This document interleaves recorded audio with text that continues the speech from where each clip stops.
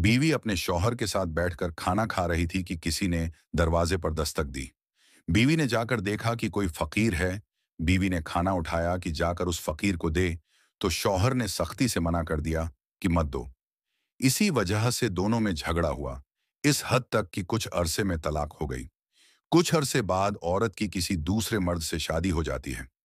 एक दिन घर में दोनों मियाँ बीवी खाना खा रहे थे कि अचानक दरवाजे पर दस्तक हुई। बीवी ने जाकर देखा कि कोई फकीर है। बीवी घर के अंदर आई कि फकीर को कुछ उठाकर दे दे, तो इसकी आंखों में आंसू आ गए थे। शौहर ने पूछा, क्या बात है? बीवी ने कहा, यह फकीर जो दरवाजे पे आया है, मेरा पहला शौहर है, जो बहुत मगरूर और मुतकब्बिर था। कल इसने दरवाजे से फकीर को खाना देने से मना किया था। आज वह खुद दरवाजे पर भीख मांगने आया है। तो दूसरे शौहर ने बीवी से कहा, मैं तुम्हें कुछ बताना चाहता हूं। वह फकीर में था, जिसको खाना देने से उसने मना किया था।